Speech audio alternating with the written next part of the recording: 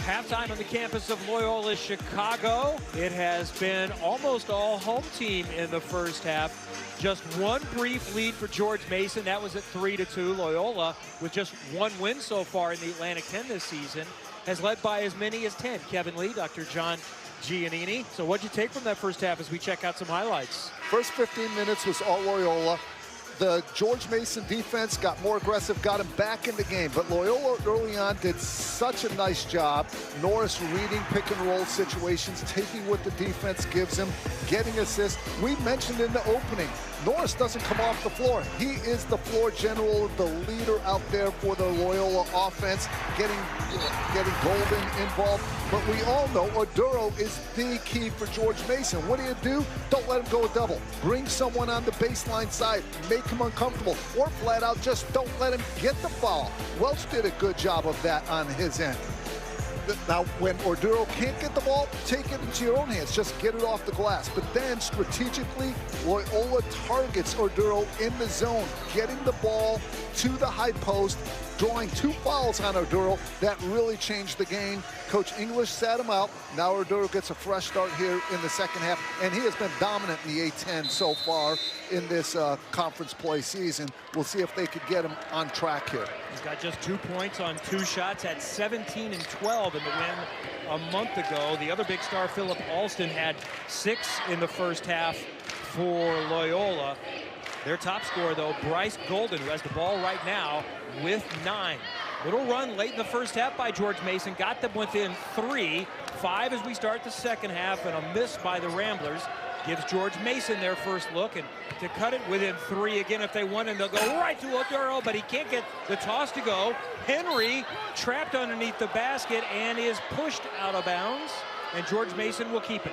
2 things. First, the George Mason coach has said Henry is like a bolt of energy, and it comes in a lot of different ways. Offensive rebounding there. But here, walling up, Golden forcing, look at that. That's a jump hook outside the lane. You want your jump hooks with 2 feet in the lane. Golden, what's called walling up, not letting Oduro back him in.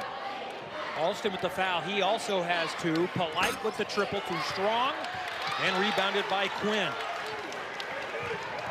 If you're joining us late, Victor Bailey Jr., starter much of the season, key player off the bench for George Mason. Hand injury, not going to return. Bailey's the #1 3-point percentage shooter in the league at 47%. That's a big loss. Good change of direction by Quinn. It won't go for him, but there's Golden with the cleanup, and he's in double figures with 11. 5th time he scored in double digits this season.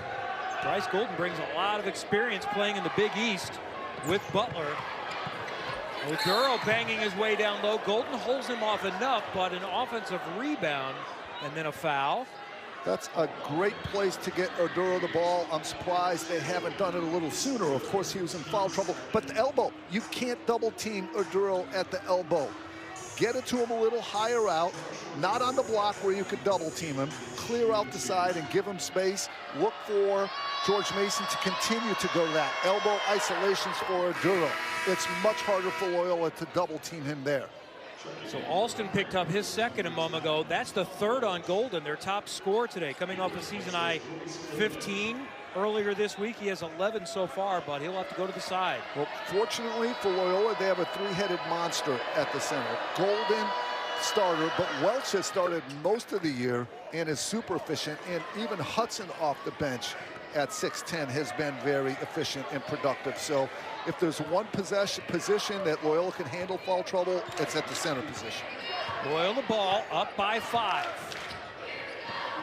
Good screen, gets Quinn all the way to the basket, and he gets it home off the high left-hand glass. And Oduro's job was to protect the rim. He didn't want to give up his 3rd foul. He literally gave up that basket to keep himself in the game, and it was a wise decision. There's the elbow isolation. They're going to go to that more.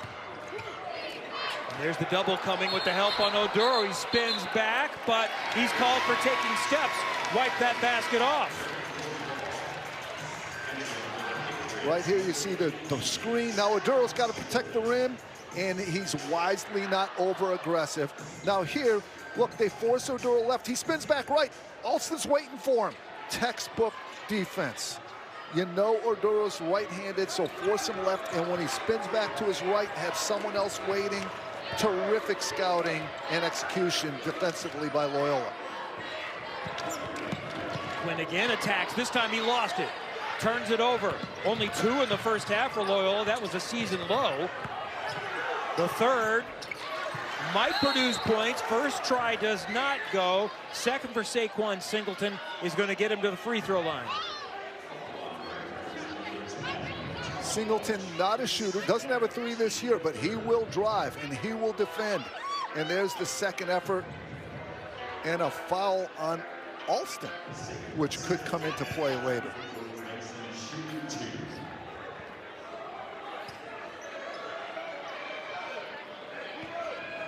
Oops, so I'm sorry, break, it's on Welch. It's his second as well, though. Yeah, it looks like both of them might have fouled there. As I said, that's a lot easier for Loyola because their depth at center. It's really hard to replace Alston. Looks like both of them got him, and Welch got to him first. And free throws continue to be an issue for George Mason. Kim English has been very blunt with his big men that you got to hit free throws if you're going to stay in the game. And Saquon Singleton now is 9 of 32 this season. Wow.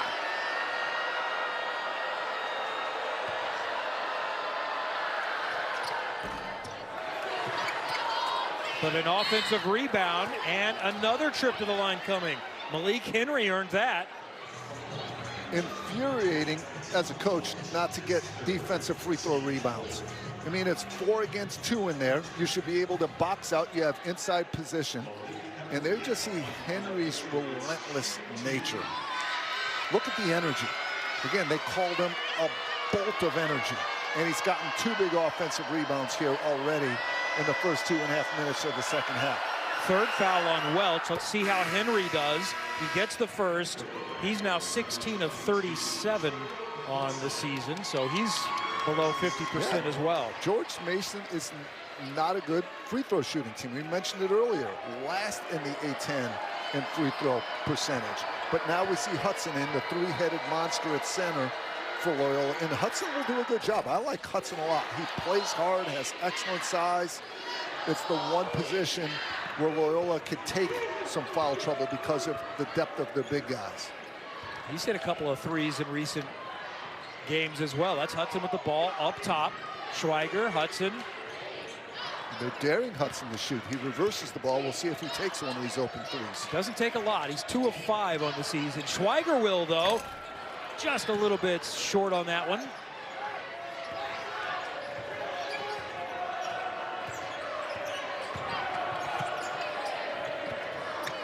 Good look down low, and a nice seal by Henry to go off the right-hand glass. 3 rebounds, a strong post-up by Henry. Henry clapping his hands. Henry having a huge impact on this game. By the way, Schweiger we saw there, redshirt freshman, spelled the same as a player from last year's team, Ryan Schweiger, no relation.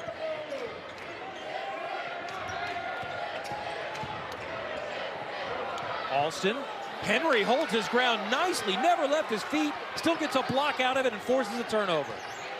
Henry defending, rebounding, scoring. He's the player of the half, clearly so far for the Patriots. Oh, nice handoff. Henry down low will use the pump fake to get the third foul on Philip Alston and go to the free throw line after the timeout. No, not before the timeout. Yeah, Henry just terrifically active. Here's the ball screen and then stopping right at the front of the rim. That technique, this is what Coach English said about him. I love Henry because he does everything we teach. Right there, they clearly taught him to roll, and if he doesn't get the pass, stop, pivot, and seal. He says he boxes out the way we teach. He closes out the way we teach. He's the most coachable player anyone could ever hope for. You combine that with energy, and you really got a winner. And that's 5 fouls, by the way, on Loyola already here in less than 4 minutes of the second half. Alston will go to the side with his 3. It's another one of the areas of the game that's held Loyola back this year. They've struggled defensively, gotten better. They've struggled with turnovers, gotten better. But they've also, listen to this stat, their opponents have made more free throws than Loyola has even attempted. When someone's making more free throws than the other team attempts, you really have an issue with fouling. And that's been something that Loyola's been trying to improve on, having the discipline to not foul. Malik Henry looked good on both of those free throws. Norris just off on a little kiss from the left side. And a chance to tie or take the lead for the first time since the opening moments. 3-2 was the last lead, about a minute and a half in for George Mason. High lob, throwing it down. Malik Henry ties the game at 38. That is called a Spain ball screen. They've gone to it twice. George Mason doing work off that middle ball screen. It's a ball screen, then a back screen. Henry going to work. Tie game. 7 straight. Game is now square at 38. We've got a good one going at Loyola Chicago. Malik Henry had a career-high 15 in the George Mason win over Loyola a month ago. And, John, he's got it going again here today. This is a Spanish ball screen. You set a screen, then you saw the shooter, Cooper, go up. That empties out the paint for Henry. Roll, you see the Cooper shooting going back. Lane's wide open, and as soon as a big guy helps, now Henry's open. That play, you'll see George Mason continue to run it. Teams at all levels are running that play. It's called a Spain ball screen because it was popularized in Spanish professional basketball, and it's in George Mason's playbook. Malik Henry's hit all 4 shots. He has 11 points, 5 rebounds, and has helped George Mason score the last 7 to tie the game at 38. Loyola led about 18 of the 20 minutes in the first half. Down low, Welch is back in the game. A lot of foul trouble for the Loyola big men. Over to Wilson. He'll reverse it and score to put the Ramblers back in front. And that's why you can't double team someone in the middle of the lane. It's too late then. If you double team someone in the lane, it's an easy dish off for a dunk. You got to get them earlier on the block. In the lane's too late.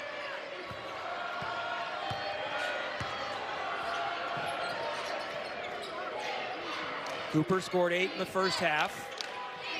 He's over in the right corner. Polite off the high screen. Henry the cutter one more time. 13 for Malik Henry. Polite and Henry in the pick and roll game really have something going that Loyola's defense is just not solving. Now Kennedy with the pump fake a little bit too strong. Chance to take the lead, and it would be their biggest lead of the game. 3-2 is it for the Patriots in the first minute and a half. 9-2 is the spurt right now.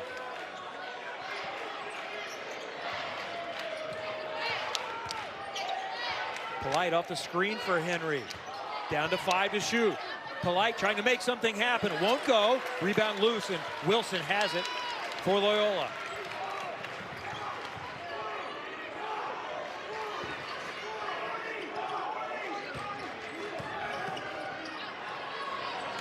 Both star forwards on the bench right now, Oduro and Alston.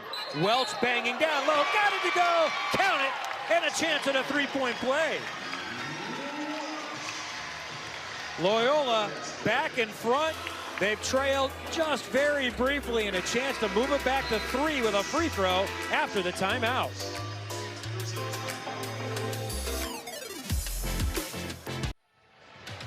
Well, you mentioned the new Loyola Basketball NIL Fan Club. A group of Loyola players recorded a podcast in the really posh NBC Sports Chicago studios. And when you join the fan club, you get the podcast, an autographed team photo, and much more. Go to NBCSportsAthleteDirect.com or scan the QR code to join, and the Loyola players receive a share of the fan club sales. Well, you think of it this way if you're a fan. For years, you've probably donated for helping out facilities and maybe team travel.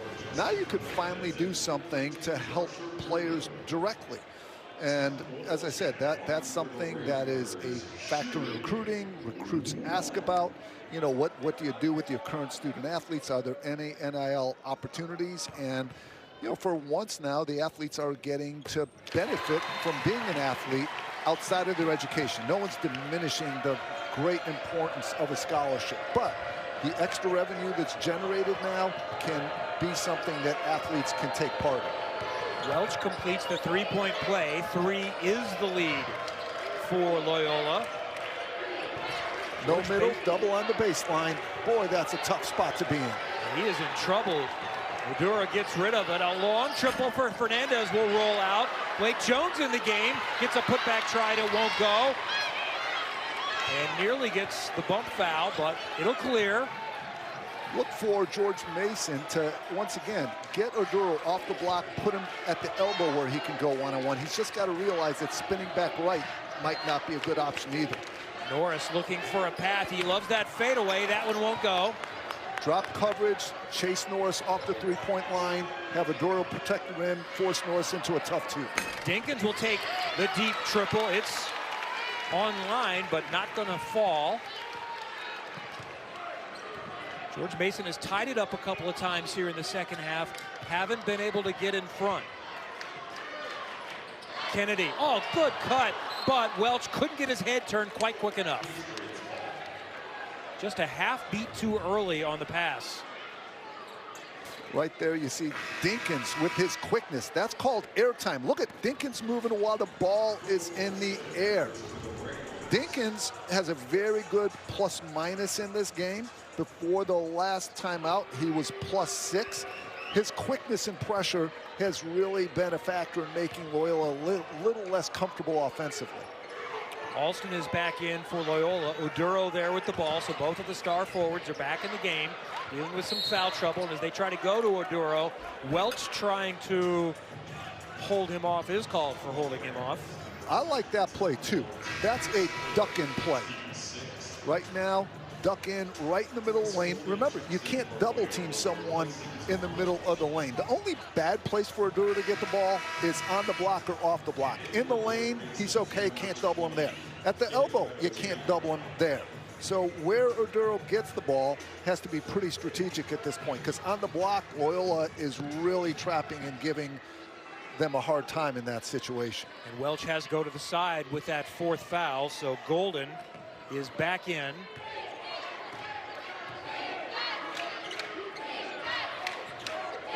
Mason hitting it down low and a little bit too strong on the toss for Ojiako. But then the putback is going to go for Oduro, and they need to get him. They need him to get going. If you're telling Oduro, if you can't get an easy pass, just get it off the glass. Yep. That's what big men need to do when defenses are stacked against them. And those are 4 of his 6 points, just easy putbacks.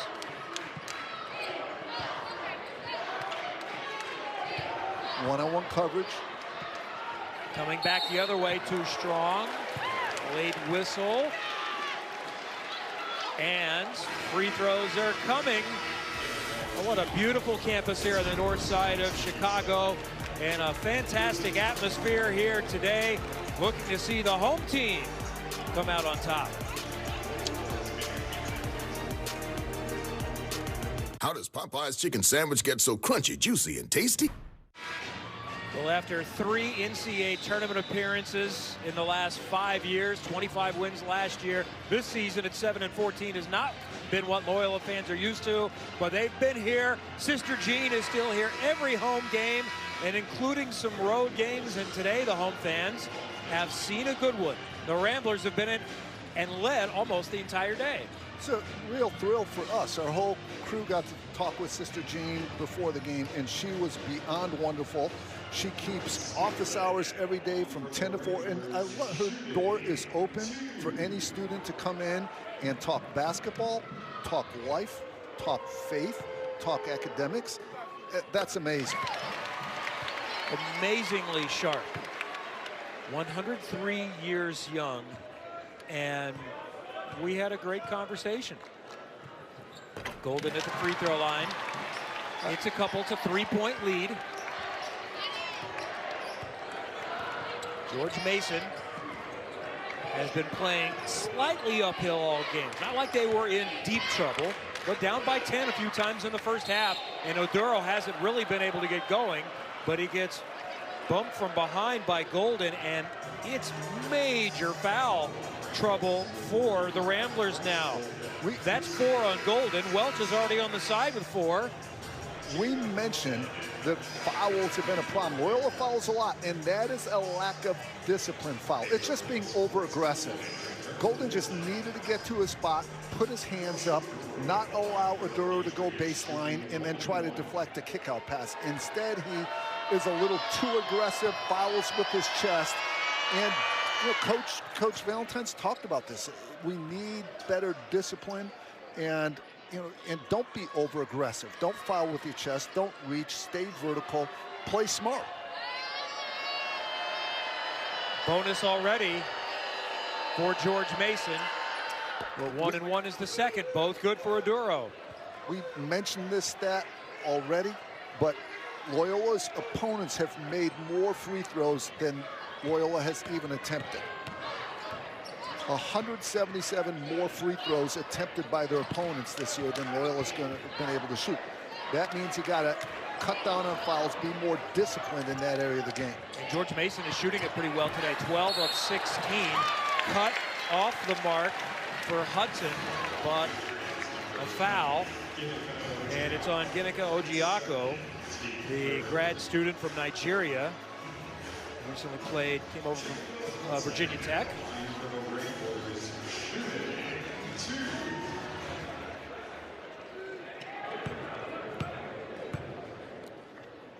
Hudson getting too strong. The Premier League is on NBC and Peacock. Tottenham, Spurs, and Manchester City face up tomorrow at 11:30 a.m. Eastern, only on NBC and Peacock.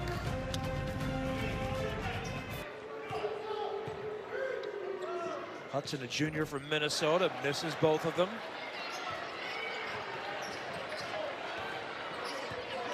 So a chance for Mason to go in front.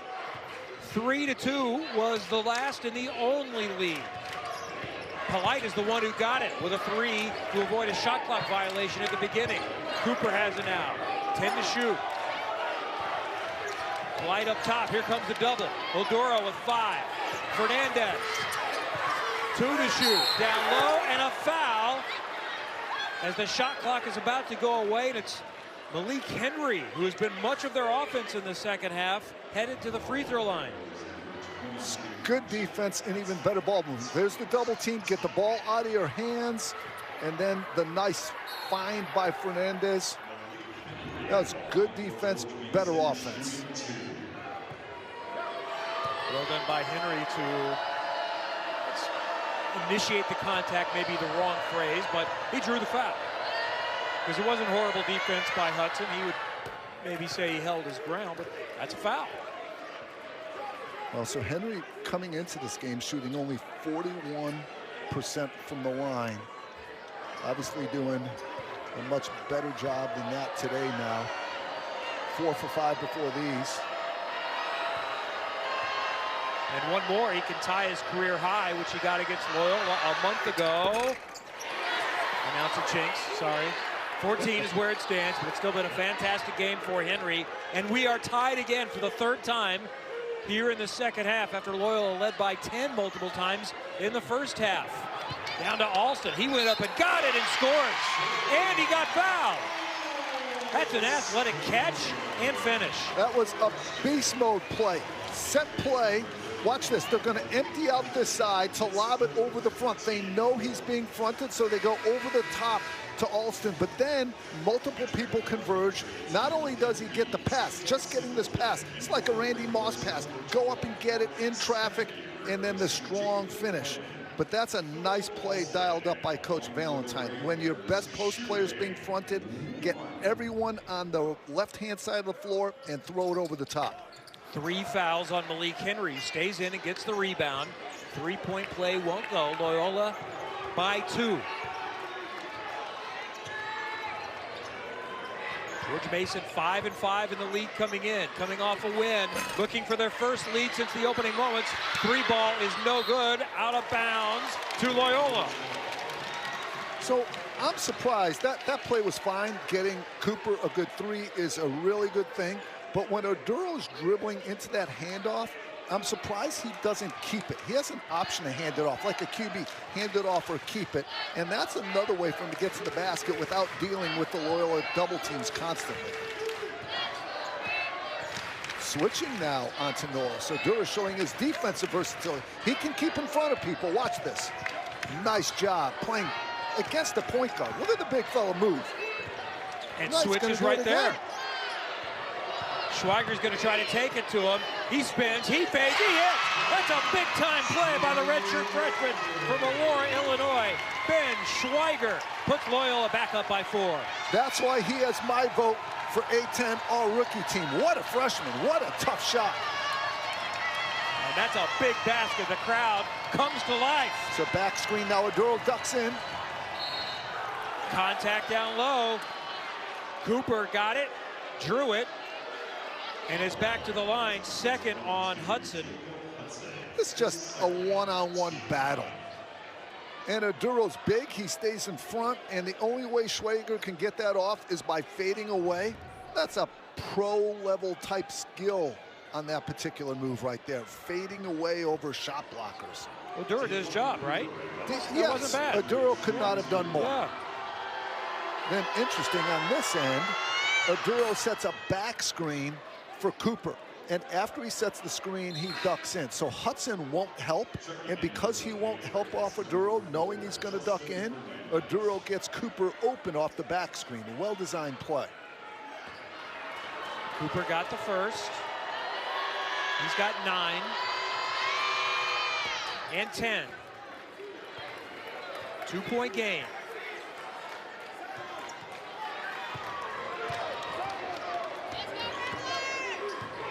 Norris scored 8 in the first half, and he is fouled well out on the perimeter. And Tim English did not enjoy that.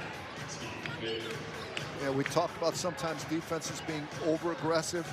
That time Fernandez just got a little over-aggressive. He could stay in front and pressure Norris with his feet and then use his great length once he picks up the dribble, but he got a little too aggressive. And here's the 2-3, the changeup.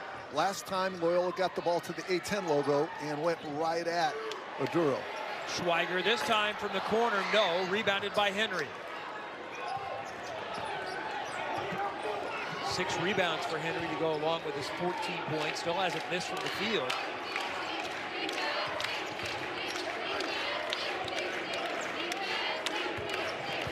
Oduro finds Fernandez. He'll spin, get inside, missing it. Alston with the rebound. Ramblers attacking up 2. Alston misses, got it back, stumbles out of there with it. Spots Schweiger, 3 is good. Ben Schweiger with big baskets here in the second half. His second triple of the game, and it's back to a 5-point lead for Loyola.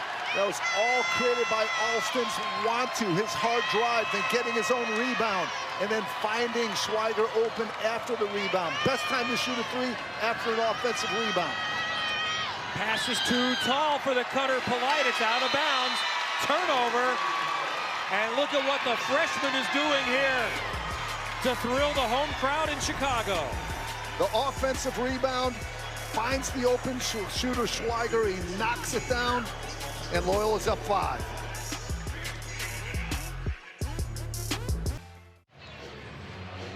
Starting to head towards the finish line at Loyola Chicago. Kevin Lee, Dr. John Giannini.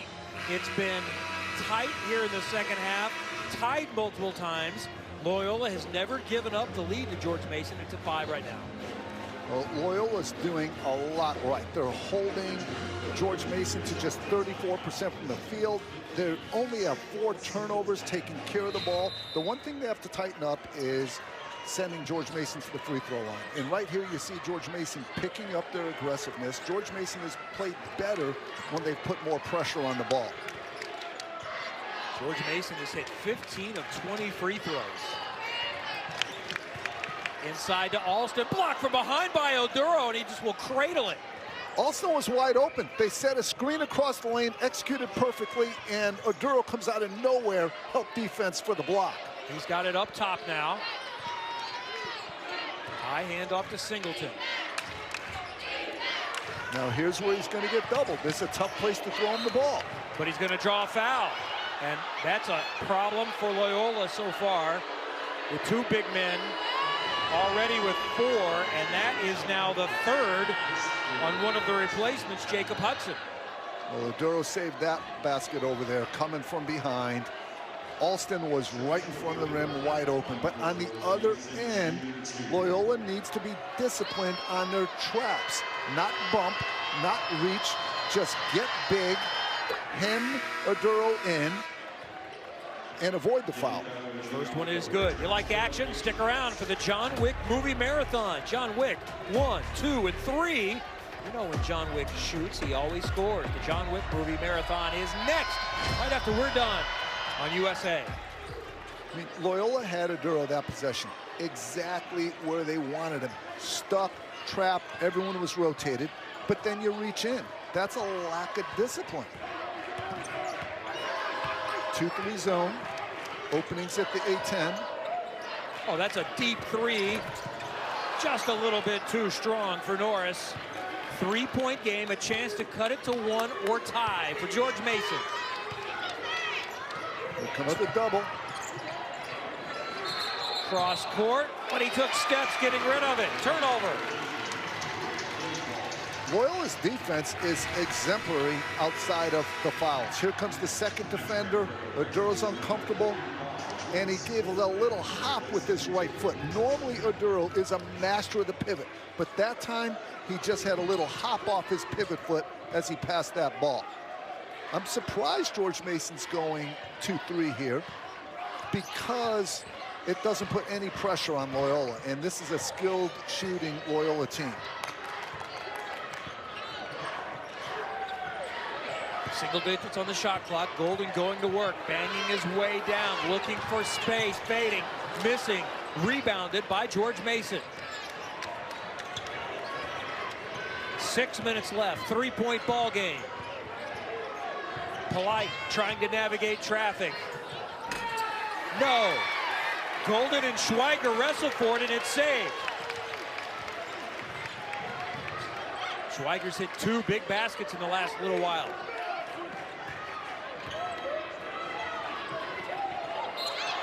And he's now fouled by Polite. Not sure that was a great foul for George Mason. You know, there's good gambles and bad gambles. Sometimes you could sprint through a passing lane, or you could pick a player who you might be quicker than, but just these random reaches, and you see the grab around with the left arm, that for me is an undisciplined foul. 6 on George Mason, so the next one brings us to the 1-and-1. 2 fouls on Polite. Still 2-3 zone. Alston got it pretty deep. He'll pass it out to Kennedy. One more handoff, and there's Alston to finish it. 5 is the lead. Loyola's comfortable against that zone. This is a skilled team, if not under pressure. Alston now has 10 points. Cooper, no, Schweiger with the rebound. Do you keep attacking, or you start working a little bit of clock? Whistle away from the ball. Down low, foul is going to go on Saquon Singleton. And that's a good call. Singleton trying to deny the post, but on the other end, just drive the zone, help up the lane, dunker spot open. Loyola's very comfortable against this zone. Kennedy, a senior, he's seen plenty of zone defenses, knows right where to go. Now, yeah, there you see Singleton fighting, trying not to let Alston get the ball, but he hooks around his arm. Clear foul. If you want to stop someone from getting the ball, you don't be physical, you be quick. You get in front and stay in front. You don't get into a wrestling match, because wrestling matches produce free throws. 7th foul on George Mason, so in the bonus, Alston will get the second after hitting the first. Henry has been out, has been a big factor for George Mason here in the second half.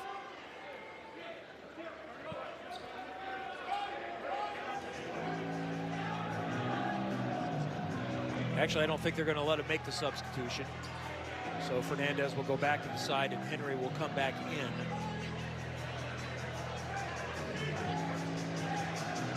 Now, this is a Loyola team that beat Clemson, the #1 team in the A-10. Just came out of Dayton Arena, which is famed for being one of the toughest places to play in the country, and took the game to overtime. They just need to clean up some things like fouling. I love how Loyola has cleaned up their turnovers. Norris, of course, that's why they don't take Norris out. He is the floor general and the most reliable ball handler. So, you know, when the last place team in the A-10 beats the first place team in the ACC, that tells you something about how deep the league is. Well, yeah, that's what I was going to say, is that the depth is right there. I don't know how many bids they're going to get, but they're earning it, because it is difficult to get wins in this conference. Henry finally misses, and that looked like it should have fallen. Perfect execution. Look at the pressure of Dinkins. Dinkins has helped this George Mason defense because of his quickness. There's the trap in the rotation. Excellent cross-court pass. But Wilson just fumbled it out of bounds, unforced error. And that is my point. When you trap or pressure Loyola, they become less confident, less comfortable, and that's when their turnover issues come to the front. If you let this team run their offense and you say, hey, we'll just be physical, protect the paint, which is good defense, but that plays into Loyola's hands, because this Loyola team, they can make shots if they can execute. You have to disrupt their execution, which that last trap did. Yeah, unforced error may be a bit much. It's a little bit pressured, but still a turnover. Mason has hit just one of their last 11 shots, down by 7, and a disagreement whether it's a foul or a travel. And I think it's going to be a foul, and it might be the 5th on Golden. Golden's frustrated, but I think he got him, and that was not undisciplined. That was just a quicker guard matched up against a big guy. Golden tried to get position. Right here, you'll see the bump right there. That's definitely a bump. Golden just frustrated. He thought it could have been a play-on type situation. A no harm, no foul that George Mason really didn't get an advantage by that bump. Well, I'm sorry, Loyola didn't get an advantage by the bump. So Golden, the graduate student, fouls out with 13 points in a very solid performance.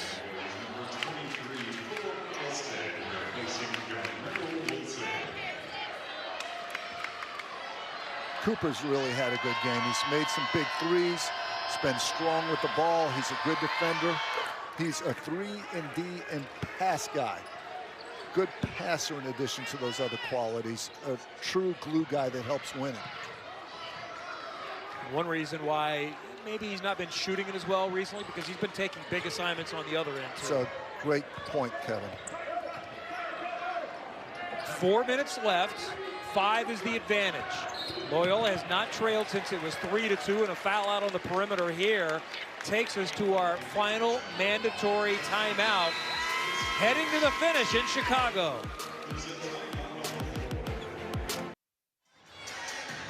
We're on the shores of Lake Michigan in the Rogers Park area in Chicago. Loyola Chicago leading George Mason 56-51, under 4 minutes to go. Star Watch, we focused at the beginning on George Mason's Josh Aduro and Loyola's Philip Alston. Season numbers are getting close to those today. Both teams have defended the Stars very well. The paint is a physical place to be today. Loyola is matching the physicality of Aduro. It's created some free throws for both teams, but it's a battle around the basket today, which you expect when you have 2-star power forwards.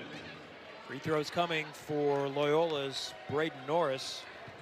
Aduro's numbers are interesting because both his baskets come on tap-backs. Tap-backs and free throws. That's where if Loyola's a little more disciplined and do not put Aduro's on the line, their game plan has been perfect outside of some of those fouls. The free throws are likely to be big here. Side this one. And it's been George Mason getting to the line more often, but a pair there for Braden Norris. Loyola is 11 of 15 on the day, and Morris is someone you'd like to see there as much as possible. He's an 85% free throw shooter. Here's Cooper driving, hanging. That's a circus shot, and he gets it to go. George Mason went to Cooper. Isolation play from the elbow. They rip him towards the baseline side. His defender's going to be between the ball and a man, and that opens up the baseline for a hard rip play. Actually, Schweiger was in pretty good position. Just Cooper had the quickness advantage on that play. Nice call by Coach English, recognizing that mismatch where Schweiger might not be bigger, but it's not quicker than Cooper. 5 the advantage. Kennedy found himself open, finds Norris even more open, and he nailed it. Lead back to 8. 3:27 left. Timeout, and there is a player for George Mason down. That's Fernandez in the lane there. Off of that hard screen. I think we're going to see it again. No, it's on the ball. Oh, no. Yeah, he just loses his balance and actually looks like he might have got hit in the face. It's inadvertent. I would be shocked if that would be deemed a flagrant foul, because this is just a basketball play right there. If anything, it should have been called potentially a charge, lowering the elbow right, boom, there.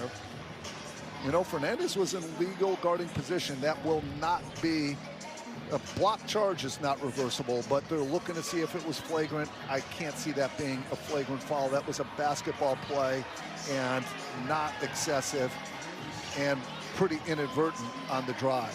Yeah, as you said, maybe it could have been called as a push-off, but not flagrant. And that will be a But that quick fall, look. yeah, that fall created a 5-on-4 numbers advantage for Loyola and produced that wide open 3 for Norris. Just literally a bad fall and bad break for George Mason. The officials agreed with you. Wally Witecki, Leslie Jones, Nathan Hall. Very quick review. So it's an 8-point game, 61-53. George Mason down by 8 with the ball. On the road here at what's been a pretty raucous Gentile Arena today in Chicago. Polite gets bumped out on the perimeter. Free throws, that's what they need. Score with the shot and the game clock stops. Yeah, a little too much pressure by Quinn again. Aggression is not always good. It has to be measured, it has to be controlled. The most efficient play in basketball is a free throw. Most efficient shots are free throws, second layups, third are threes, fourth are tough twos. The point is putting people on the line is not a great strategy. The Light's first free throw is good. Has your kid expressed an interest in basketball? If they're ready to dribble, shoot, jump, pass, you can find local basketball clubs at sportsengine.com/basketball. The resources you need to get started are all in one place. Visit sportsengine.com, the home of youth sports.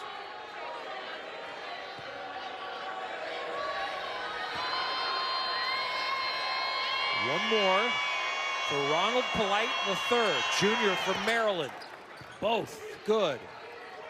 George Mason continues to take advantage of free throw opportunities. 21 of 26 today. Well below 70% on the season and last in the A-10. Here's Alston breaking the pressure. Down low reverse. Will not go for Welch, but he stays with it. That second effort was key. Welch couldn't believe he missed that layup. He never misses layups, but his second effort keeps the opportunity for this a basket on this triple live for the Ramblers. And we'll work a little more clock. Down to 7 to shoot here. Kennedy will have to push one up. No. Welch tries to keep it going. He's sealed off nicely by the smaller Polite down low, and the foul will be on Welch. Nice box out by Polite. If he doesn't do that, the bigger Welch is going to get that second chance. But Welch is gone now too. That's 5 for him, so that's 2 big men. Golden and Welch out for the Ramblers. So Hudson not nearly as experienced as Golden or Welch, but he has good size. He's gotten quality minutes this year. I saw him in practice yesterday. He is a hard worker. And here's the young player up against maybe the best big man in the A-10. It would be Holmes or Aduro. Hudson, by the way, his breakout moment this year was probably the Battle for Atlantis tournament when he got pretty regular minutes early in the season and averaged 14 points over those 3 games, including 26 against Arizona State. So he's got it in him. Season high for free throws now. The big thing is he won't have to guard Aduro alone. They're going to double team him. They just have to be disciplined and stay big on their traps and not reach or bump with their chest, put Aduro on the line. The traps and rotations have been tremendous. 4 points the advantage, 2.5 left. Schweiger. Kennedy all the way to the basket, but yes, blocking foul. Didn't know which way it would go. It goes for the home team. That's a vet move by Kennedy. He catches this on the run. Look at Fernandez, can't even react. He's running into the pass. Boy, he had Fernandez beat on the catch because of the way he sprinted into that ball, meeting it. Watch this, sprints into it, he's getting it on the go. Just barely late. Yeah. Well, the difference between a foul, a block, or a charge, or winning or not winning a game is tiny. That's what makes this sport great, that every battle, every second, every possession means something. Big three-point play for the senior from Chicago, Marquise Kennedy. He's been battling injuries this season. What do we got here?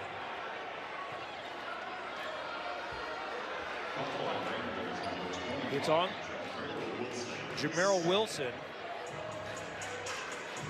So, another opportunity to score with no time elapsing.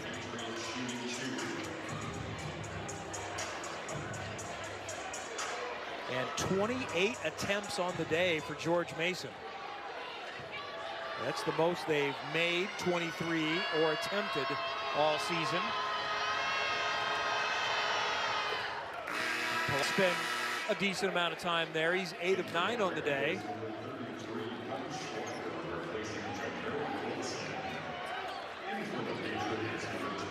And the half-court defense by Loyola has been really good, holding George Mason to just 33% from the field. So now if you could just keep George Mason off the free throw line, you have a formula for a good home win here.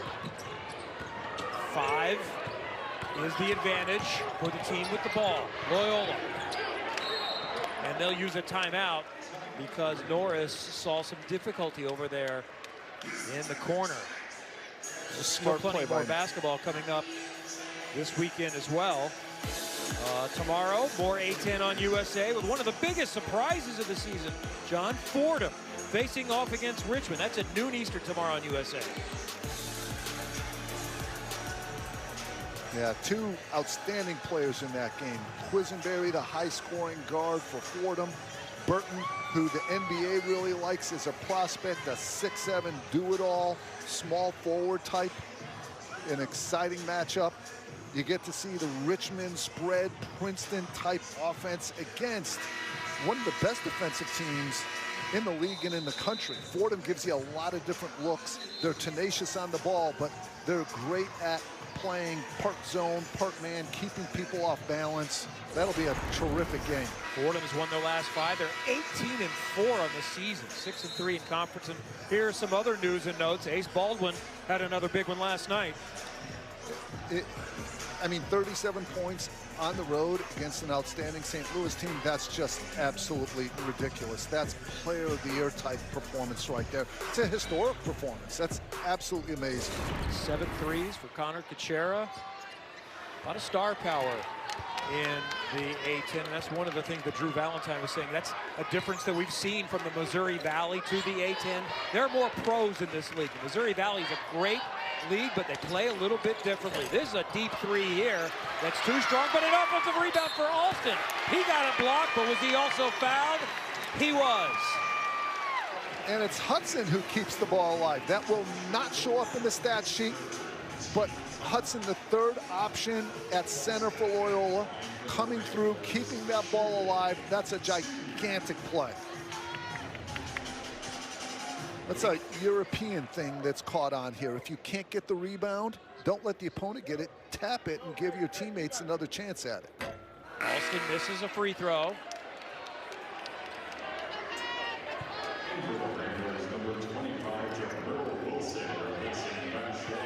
12 points on the day for Philip Alston, 4 of 7 from the line. And he gets the second roll. 6-point game, 2 possessions, under 2 minutes to go.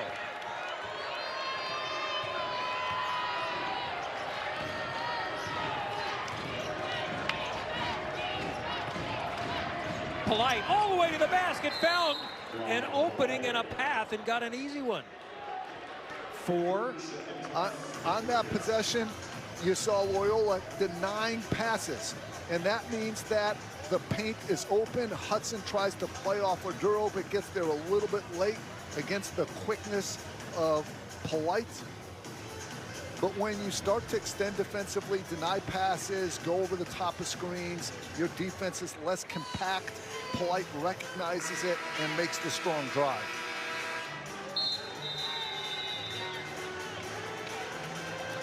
It's interesting, though, how George Mason really is not forcing the ball to Oduro. They recognize how well Loyola is defending him, and they're going to secondary options. And Polite makes that a good decision for Mason. Well, Oduro still just has 4 shots on the day, and 2 of them are putbacks. It's just tremendous. They can't get him a good look on the block. That's why I'd recommend trying the elbow or maybe a fake handoff from the wing to just avoid these relentless Loyola double teams. Well, Loyola surely wants to use as much of the 30-second shot clock as they can right here. Now, Polite has to be careful not to foul here. That's a foul. He's putting his forearm on him. Wally Rateki's trying to ask him to back off, which he now does. That's good veteran officiating there. 8 to shoot. Schweiger had it for a moment, but he makes the extra pass, and Hudson can't get it to go, but will get free throw attempts. Love the defense and the offense. There's the double team, and Kennedy, the vet, is strong and finds the open man on the other side of the court. And Hudson, we talked about him being prepared to come in at this big moment. He's got the minutes, he's got the experience. Now he has a chance to calm down a little bit and make it from the free throw line, which he does. Free throw. Big free throw there. And Malik Henry, by the way, that was his 4th foul. So he'll go out. And Blake Jones, sophomore from Australia, is back in the game. He doesn't score much. He's 2 of 14 field goals on the season. Second doesn't go for Hudson, so it's a 5-point game. 1 minute left in Chicago. Polite has the last 8 points for George Mason. He gives it up. Cooper trying to find Oduro. Will take one himself. This circus won't go. One more tip try for Oduro won't go. Another attempt. No! At least 4 looks at it that time. And Loyola will survive that possession. George Mason had plenty of good looks, just couldn't get it to finish. But Hudson's size has a lot to do with that first miss, especially by Cooper. And then it's just a big rebound by Alston. 4 attempts, 2 of them were tips.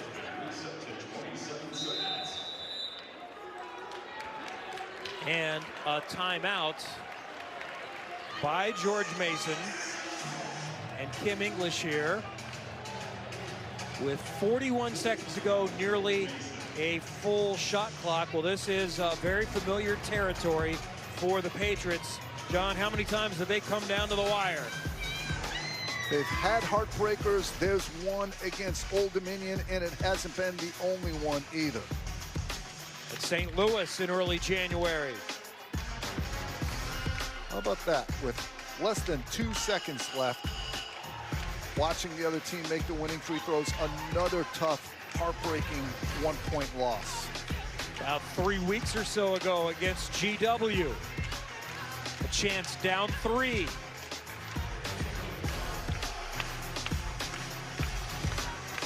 And then more recently, just a few days ago against St. Joe's. Down 2, chance to win it out of the corner. And Cooper can't get it to go. Teams are going to have a lot of one-possession games throughout the year. And sometimes it's just the bounce of the ball. But you also have to find a way through competitive excellence to maximize every possession. Reality is the play in the first half counts as much as the last play of the game on the scoreboard. So consistency in effort and execution, competitive excellence, maximizing possessions, that's how you maximize the season. George Mason just so coming up a tiny bit short several times this year. Now they have to create a turnover, and they do. And that's only the 6th of the game. 8 is the fewest that they've committed in a game, but that one is critical. George Mason has life.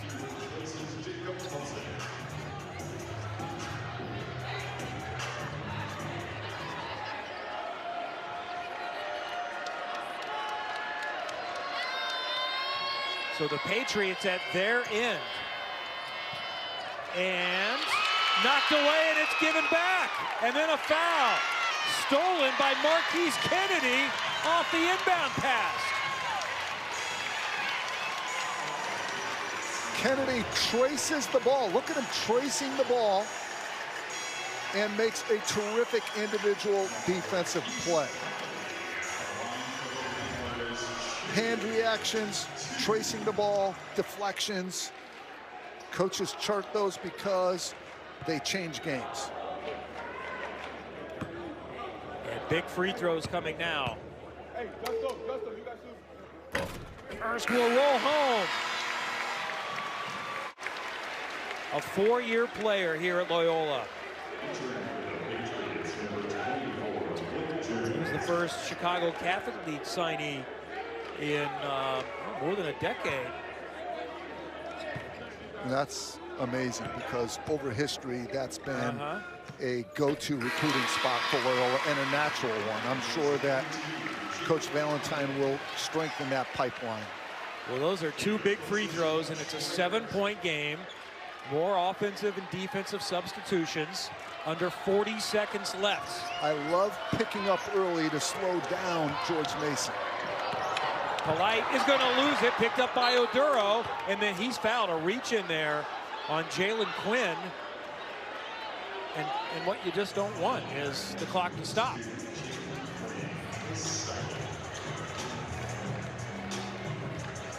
So Oduro, who's been good at the line, he's only got 4 shots, but has 10 points because he's hit all 6 free throws, has 8 rebounds. He's still had an impact on this game.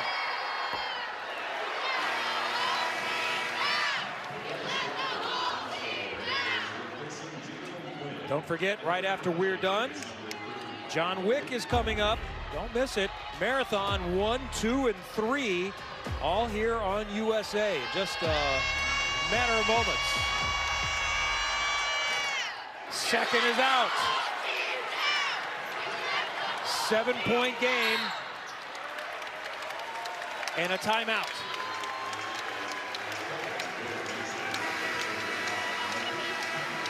So 2 missed free throws when they'd been so good today. The bugaboo comes back to get them there with a chance to stay within range. And I'll tell you, this Loyola crowd, I mean, listen, George Mason has not shot free throws well this year. Only 63%, last in the A-10. But this crowd has been on George Mason in a good way. I love this home court atmosphere here. It got screened out, by the way. It was a foul, so there wasn't a timeout called. The foul on Malik Henry, which eliminates him. That's his 5th.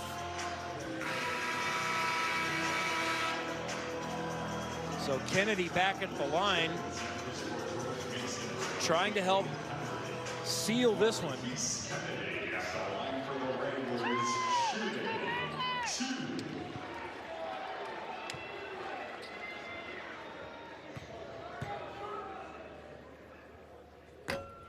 Too strong.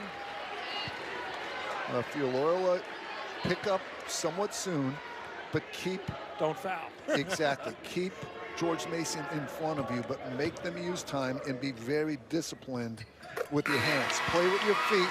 Try not to play with your hands. Second is good. It's a 3-possession game. And some of these defenders now that are up, yeah, that's a little better. Just stay in front. Make them use at least a few seconds. They'll try to go all the way to the basket. It's contested. A miss. Time whittling away. Cooper, no. Rebound. Loyola. Jalen Quinn, and that will do it. The Ramblers treat the home fans in early February to the second conference win in the Atlantic 10. Final. Loyola Chicago 69, George Mason 61. Great defensive game plan by Loyola, shutting down Arduro. They took care of the ball. Loyola continues to get better. Fun day here today in a really good atmosphere. More A10 coming up tomorrow. Don't forget John Wick is coming up. But first, we go back to the studio with Taryn Hatcher. Loyola wins over George Mason. For John G. Nee, I'm Kevin Lee. Thanks for joining us. Taryn Hatcher here with Matt McCall at our NBC Sports studios. And let's check out some highlights from around the A10, some other games this Saturday before we circle